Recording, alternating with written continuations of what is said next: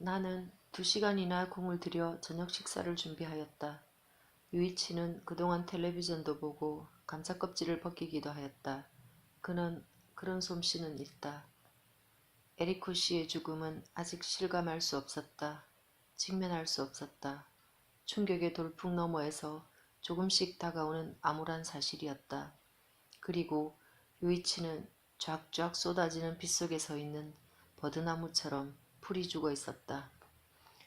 그래서 둘이 있어도 에리코 씨의 죽음에 대해서는 피차 말하지 않고 시간과 공간을 가늠할 수 없는 정도가 심해졌지만 지금은 둘이 있는 수밖에 없었다. 앞날도 없이 안심한 공간이 따스하게 느껴졌다. 그리고 뭐라 잘 표현할 수는 없지만 반드시 뒤탈이 있을 것만 같았다.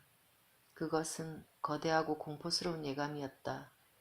그 거대함이 오히려 이 고독한 어둠 속에 있는 두 고아를 고양시켰다. 밤이 투명하게 밝아올 무렵 우리는 다 만들어진 대량의 저녁을 먹기 시작했다. 샐러드, 파이, 스튜, 고로케, 튀김두부, 나물, 당면으로 속을 넣은 만두, 닭살 무침, 탕수육, 찐만두. 국적이 뒤죽박죽이었지만 천천히 시간을 두고 포도주를 마시면서 전부 먹어치웠다. 유이치가 평소에 그답지 않게 취한 듯하여 이 정도 마시고 취하다니 이상하네 라고 말하다 문득 바닥을 보니 빈 포도주병이 하나 뒹굴고 있어 옴찔하였다. 내가 음식을 만들고 있는 사이에 비운 모양이었다. 취할 만도 하군. 기가 차서 물었다. 유이치, 너 이거 한 병 혼자서 다 마신 거야? 그는 소파에 벌렁 누워 샐러리를 아작아작 씹으면서 응 이라고 대답했다. 얼굴에는 전혀 표 안 나는데. 내가 말하자 유이치는 갑자기 아주 슬픈 표정이 되었다. 취하니까 다루기 어렵군 이라고 생각한 내가 왜 그러는데? 라고 묻자 유이치는 정색하고 요 한 달 내내 그런 말 들었어. 가슴을 저미는 말이야. 누가? 학교 친구들? 응. 그럼 한 달 내내 마셨단 말이야? 응. 그랬다면 나한테 전화할 마음도 안 생겼겠네 뭐. 나는 웃었다. 전화가 번쩍번쩍 빛나 보였어. 그도 웃으며 말했다. 취해서 비틀비틀 밤길을 걸어오다 보면 전화부스가 보통 밝게 빛나잖아. 캄캄한 밤길에 멀리서 봐도 잘 보이잖아. 아, 저기 가서 미카게한테 전화를 해야지. 텔레폰 카드 뒤적뒤적 찾아서 부스 안까지 들어가기는 하는데 그런데 지금 내가 어디에 있고 무슨 말을 해야 하는지를 생각하면 순간에 전화 걸 마음이 없어져 버려. 돌아와서 침대에 푹 쓰러져 잠들면 미카게가 수화기를 들고 울면서 화를 내는 꿈을 꿔. 울면서 화내는 것은 상상 속의 나였겠지. 실제로 부딪혀 보지도 않고서. 갑자기 행복해졌어. 유이치는 스스로도 무슨 말을 하고 있는지 잘 모르리라. 아주 졸린 목소리로 한마디 한마디 말을 이었다. 엄마는 죽었는데도 미카게는 이 방에 와서 이렇게 내 눈앞에 있어. 화가 나서 나랑 인연을 끊겠다고 해도 어쩔 수 없는 일이라고 각오하고 있었는데 그때 셋이 여기서 살았던 때를 생각하면 너무 괴로워서 다시는 만날 수 없을 것 같은 기분이었어. 옛날부터 손님용 소파에서 누군가 잠드는 것을 좋아했어. 시트는 새하얗고 빳빳하고 자기 집인데도 어디 여행이라도 온 느낌이었지. 요즘 제대로 먹지도 않아서 뭘 좀 만들까 하고 몇 번이나 생각했었어. 그런데 먹을거리도 빛이 나잖아. 그리고 먹으면 그 빛이 사라지잖아. 그런 게 성가셔서 술만 마셔댔어. 제대로 잘 설명하면 미카게가 여기 있어 줄지도 모른다. 일단은 얘기를 들어줄 수도 있을 것이다. 그런 행복한 기대를 갖는 게 두려웠지. 굉장히 말이야. 잔뜩 기대했는데 미카게가 만약 화를 내고 울고불고 한다면 그야말로 수렁에 혼자 빠지는 꼴이잖아. 그런 감정을 네가 이해할 수 있도록 설명할 자신도 끈기도 없었어. 넌 정말 그런 애야. 내 말투에 화가 났는지 유이치의 눈이 서글퍼졌다. 세월이 두 사람 사이에 가로눕고 텔레파시처럼 순간의 깊은 이해가 찾아온다. 나의 그런 복잡한 감정이 그 다 큰 고아한테도 전해진 모양이다. 유이치가 말한다. 오늘이 안 끝나면 좋겠어. 밤이 계속되면 좋겠어. 미카게 여기서 살아.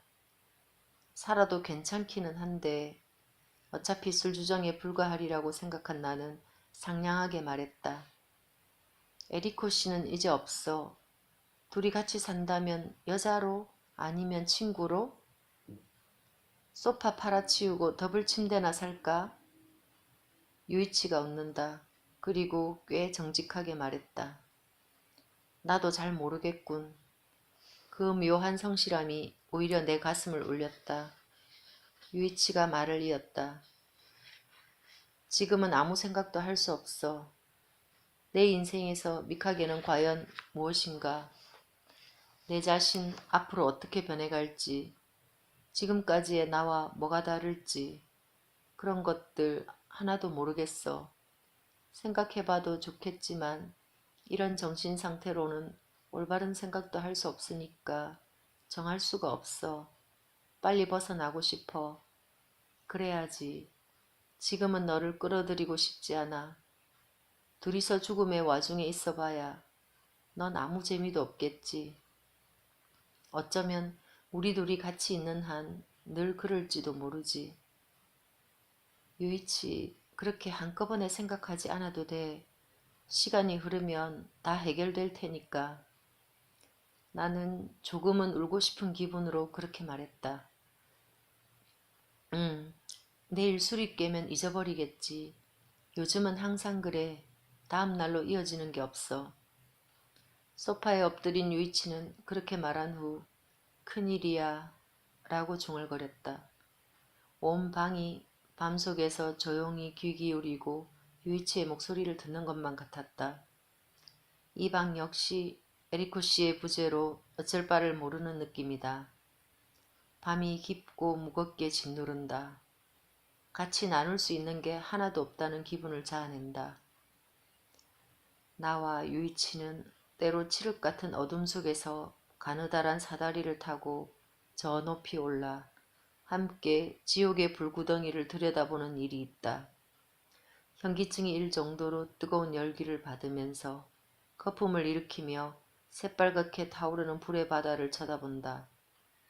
곁에 있는 사람은 이 세상에서 누구보다 가까운 둘도 없는 친구인데 두 사람은 손을 마주잡지 않는다. 아무리 불안해도 저 혼자 힘으로 서려는 성질. 하지만 나는 맹렬한 불길에 비친 불안한 그의 옆얼굴을 보면서 어쩌면 이것이야말로 진실일지도 모른다고 생각한다. 두 사람은 일상적인 의미의 남자와 여자는 아니지만 태고적 의미로는 진정한 남녀였다. 그러나 어느 쪽이든 그 장소는 너무하다. 사람과 사람이 평화를 빚어내는 장소가 아니다. 무슨 영감으로 점을 치고 있는 것도 아니잖아. 나는 심각하게 거기까지 공상하다가 불현듯 그런 생각에 피식 웃고 말았다. 지옥의 불구덩이를 들여다보면서 동반자살하려는 남녀가 보이는군요. 따라서 두 사람의 사랑은 지옥행. 옛날에 그런 일이 있었지 하고 생각하니 웃음이 사그라들지 않았다. 유이치는 그대로 소파에서 잠들고 말았다. 나보다 먼저 잠들 수 있어 행복하다는 듯한 얼굴이었다. 이불을 덮어주었는데도 반응이 없었다. 나는 산더미 같은 설거지를 가능한 한 소리가 나지 않도록 하면서 펑펑 눈물을 흘렸다. 물론 이렇게 혼자서 씻는 것이 힘들어서가 아니라 지릿지릿 밀려드는 슬픈 밤 속에 홀로 남겨졌기 때문이다. 다음날 낮에 출근을 해야겠기에 자명종 시계를 맞춰놓고 잤는데 따르릉 따르릉 시끄러운 소리에 손을 뻗었더니 전화였다. 나는 수화기를 잡고 있었다. 여보세요란 말이 나오면서 거의 동시에 아참 여기 내 집이 아니지란 생각이나 서둘러 다나베입니다 라고 덧붙였다. 그러자 딸깍 하고 전화가 끊기고 말았다. 아, 여자였나 봐 하고 졸린 머리로 미안하게 생각하며 유이치를 보았더니 여전히 쿨쿨 자고 있었다. 할 수 없지 뭐 라고 생각하며 채비를 하여 집을 나섰다. 오늘 밤에도 이곳으로 돌아올지는 낮 동안 천천히 생각해보자. 일터에 도착한다. 대형 빌딩의 한 층이 전부 그 선생의 사무실이다. 학원용으로 사용하는 조리실과 사진 스튜디오가 있다. 선생은 자기 방에서 기사를 체크하고 있었다. 아직 젊고 요리를 잘하고 기막힌 감각을 가지고 있고 부침성 좋은 여자다. 오늘도 나를 보고는 방긋 미소 지으며 안경을 벗어 올리고 일의 내용을 지시한다. 오후 3시부터 시작되는 쿠킹 시간 준비가 복잡하고 힘들 것 같으니까 그 일을 다 거둘 때까지 있으면 된다고 한다. 메인 어시스턴트로는 다른 사람이 일한다고 한다. 그렇다면 저녁 시간 전에 일이 끝난다. 잠시 우왕좌왕하는 내 머리 위로 적절한 지령이 이어진다. 사쿠라이 씨, 모레 이즈 지방 취재가 있거든. 3박인데 갑자기 말해서 미안하지만 동행해 줄 수 있을까? 이즈요? 잡지 일인가요? 나는 놀라 물었다. 응, 다른 사람들은 시간이 안 맞는다고 해서 말이야.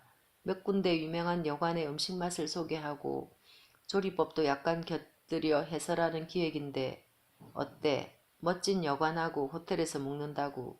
혼자서 방 쓸 수 있도록 내가 조처할게. 가능한 한 빨리 대답해 주었으면 좋겠는데 내일 저녁 때 나는 선생의 말이 채 끝나기 전에 대답했다. 가겠어요. 그야말로 두말 없는 승낙이었다. 고마워. 선생은 웃으며 말했다. 조리실 쪽으로 걸으면서 나는 갑자기 마음이 가벼워진 자신을 깨달았다. 지금은 잠시 도쿄를 떠나 유이치와 떨어져 있는 것이 바람직할 것 같았다. 문을 열자 안에서는 동료 어시스턴트인 1년 선배 노리씨와 구리씨가 이미 준비 작업에 들어가 있었다. 미카게씨, 이즈 얘기 들었어? 나를 보자 구리씨가 물었다. 좋겠다. 프랑스 요리도 있대. 맛있는 해산물도 잔뜩 나오고 라며 노리씨가 싱글거렸다.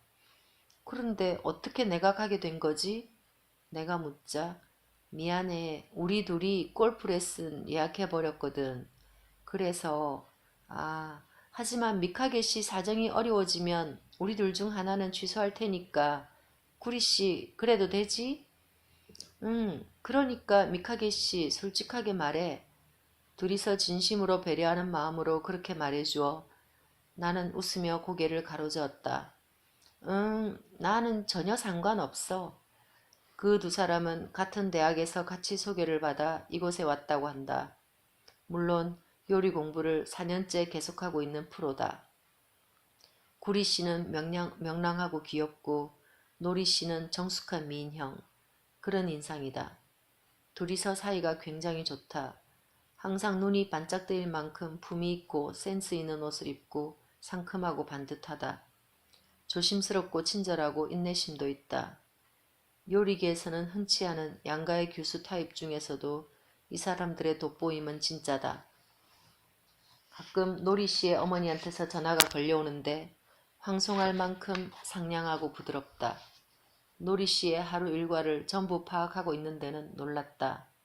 세상의 엄마란 다 그런 것인가? 노리씨는 풍성한 머리카락을 만지작거리며 방울 같은 목소리로 웃음을 섞어가며 어머니와 대화를 나눈다. 나는 자신과는 전혀 동떨어진 인생을 사는 사람들인데도 두 사람을 무척 좋아한다. 그녀들은 국자를 집어줘도 고마워 라며 웃는다. 내가 감기에 걸리거나 하면 당장 괜찮니? 라며 걱정해준다. 두 사람이 하얀 앞치마를 두르고 빗속에서 방긋방긋 웃는 모습은 눈물이 나올 만큼 행복한 풍경이다. 나로서는 그녀들과 함께 일할 수 있음이 마음 푸근하고 즐거웠다.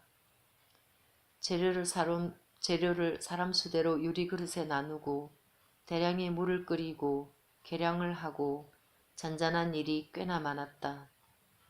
창문이 커서 채광이 좋은 그 방에는 오븐과 전자레인지와 가스레인지가 설치된 대형 테이블이 쭉 늘어서 있어 가정과 실습실을 연상시킨다.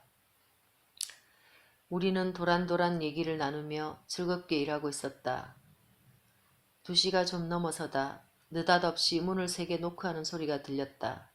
선생님인가? 고개를 갸웃하며 노리씨가 말했다. 들어오세요. 가는 목소리로 대답했다. 구리씨가 갑자기 어떻게 하지? 나 매니큐어 안 벗겼어. 혼나겠다. 라며 허둥지둥하여 내가 핸드백 위로 고개를 숙이고 아세톤을 찾고 있는 때였다. 문이 열리고 동시에 여자 목소리가 들렸다. 사쿠라이 미카게 씨 계십니까? 나는 깜짝 놀라 고개를 들었다. 입구에는 전혀 알지 못하는 여자가 서 있었다. 얼굴 생김이 아직은 어려 보인다. 아마 나보다 나이가 어리겠지. 키는 작고 눈은 동그랗고 매섭다. 노란색 얇은 스웨터 위에 갈색 코트를 걸치고 베이지색 펌프스를 신고 똑바로 서 있다. 다리는 약간 굵지만 그런대로 섹시하고 괜찮다 싶은 인상이었다. 전신이 그렇게 동글동글했다. 좁다란 이마가 반듯하게 드러나 있고 앞머리카락도 손질돼 있었다. 동그랗고 매끄러운 윤곽 속에서 빨간 입술만 화가 난 듯 도드라져 있다. 느낌이 나쁜 사람은 아닌데 나는 난감했다. 아무리 봐도 기억이 나지 않는다는 것은 예사로운 일이 아니다. 노리씨와 구리씨도 난감한 표정으로 내 뒤에서 그녀를 보고 있었다. 할 수 없이 내가 물었다. 죄송하지만 누구신지요? 오쿠노라고 합니다. 드릴 말씀이 있어서 왔어요. 그녀가 갈라지는 높은 목소리로 말했다. 미안하지만 지금 일하는 중이라서요. 밤에 저희 집으로 전화를 해주시면 안 될까요? 내가 그렇게 말하자 그녀는 다나베 씨 집을 말하는 건가요? 라고 딱딱하게 물었다. 겨우 알았다. 오늘 아침 전화를 건 사람이 분명하다. 확신하고 아니에요 라고 나는 말했다. 구리씨가 미카게 그만 가도 괜찮아. 선생님한테는 갑자기 여행을 하게 돼서 물건 사러 나갔다고 할 테니까 라고 말하자 아니요 그럴 필요 없어요. 금방 끝나니까 라고 그녀가 말했다. 다나베 유이치의 친구인가요? 나는 애써 온화하게 말했다. 네, 학교 같은 과 친구예요. 오늘은 부탁드릴 게 있어서 찾아왔어요.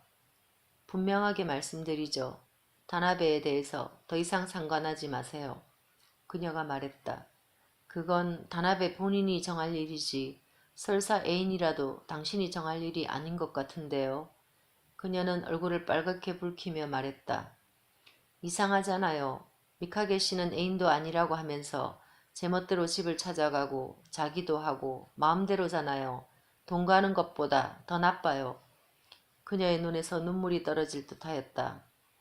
나는 물론 같이 산 적이 있는 당신에 비하면 다나베 씨에 대해서 잘 알지 못해요. 그냥 같은 과 친구예요. 하지만 나 나름으로는 다나베 씨를 늘 생각하고 있고 좋아하기도 해요. 그는 요즘 어머니를 잃고 헤매고 있어요. 오래전에 나는 다나베 씨한테 내 마음을 고백한 적이 있었어요. 그때 다나베 씨는 미카게가 라고 하더군요. 애인이냐고 물었더니 아니라며 고개를 젓고는 좀 보류해 달라고 했어요. 그의 집에 다른 여자가 살고 있는 것은 온 학교에 다 알려져 있었으니까. 그래서 난 포기했어요. 이제는 안 살아요. 말을 끄는 꼴이 된 내 말을 무시하고 그녀가 말을 이었다. 하지만 미카게 씨는 애인으로서의 책임은 하나도 지지 않아요. 연애의 달콤함만 쉽게 담닉하고 그러니까 다나베 씨가 그렇게 우유부단한 사람이 돼버리는 거라고요. 이렇게 긴 머리칼에 날씬한 여자가 앞에서 어른거리니까 다나베 씨가 점점 교활해지는 거라고요. 늘 그렇게 어중간한 태도로 적당히 거리를 두고 있으면 편리하겠죠. 그렇지만 연애란 사람이 다른 사람을 돌봐주는 힘든 일이 아닐까요? 그런 무거운 짐은 다 던져버리고 뻔뻔스러운 얼굴로 난 다 안다는 태도로 이제 그만 다나베 씨를 도와주세요. 부탁이에요. 당신이 있는 한 다나베 씨는 아무데도 갈 수 없어요. 인간을 통찰하는 그녀의 안목은 상당히 이기적인 방향으로 기울어 있었지만 그 언어의 폭력은 내 아픈 곳을 정확하게 찔렀고 내 마음은 몹시 상처 입었다. 아직도 남은 말이 있는지 그녀의 입이 다시 열리기에 그만이라고 나는 말했다. 그녀가 흠칫하며 입을 다물었다. 기분은 잘 알겠지만 말이에요. 사람들은 모두 자기 감정은 스스로 처리하면서 살고 있어요. 당신이 하는 말 중에 한 가지 내 기분에 관해서는 빠져 있군요. 내가 아무 생각도 하지 않는다는 것을 처음 만나는 당신이 어떻게 안다는 거지요? 어떻게 그렇게 냉정하게 말할 수 있는 거죠? 그녀는 눈물을 떨구며 되물었다. 그럼 그런 태도로 다나베 씨를 쭉 좋아하고 있었다는 거예요? 믿을 수 없군요. 어머니가 돌아가신 것을 빌미로 단박에 자러 달려가다니 치사한 수법이에요. 내 마음속은 비참한 슬픔으로 가득해졌다. 유이치의 어머니가 남자였다는 것도, 내가 그의 집으로 갔을 때 정신상태가 어땠는지도, 나와 유이치가 지금 얼마나 복잡하고 풍전등화 같은 관계에 있는지도 딱히 그녀는 알고 싶지 않은 것이다. 그저 단순히 트집을 잡으러 온 것이다. 그렇다고 사랑이 이루어질 것도 아닌데 아침에 전화를 건 다음 당장 나에 대해 조사를 하여 직장을 알아내고 주소를 적어 어디 멀리서 여기까지 전철을 타고 왔으리라. 그 모든 과정이 뭐라 말할 수 없이 서글프고 암담한 작업이었을 것이다. 원인 모를 분노를 터뜨리며 이 방으로 들어온 그녀의 머릿속이며 나날의 기분을 상상하고는 나는 진정 슬퍼지고 말았다. 나도 감정이란 것을 갖고 있어요. 피부치를 잃은 지 얼마 안 된 것은 나 역시 마찬가지입니다. 그리고 여기는 내가 일하는 직장이에요. 더 이상 무슨 할 말이 있다면 이라고 나는 말했다. 사실은 집으로 전화를 하라고 말하려 했는데 그 대신 울면서 부엌칼을 휘두를지도 모르는데 괜찮은가요? 라고 말하고 말았다.